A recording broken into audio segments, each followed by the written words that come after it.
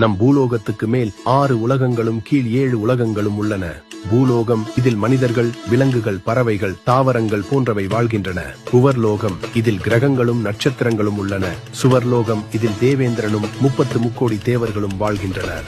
மகர்லோகம், இங்கு முனிவர்களும் ரிஷிகளும் வாழ்கின்றனர்.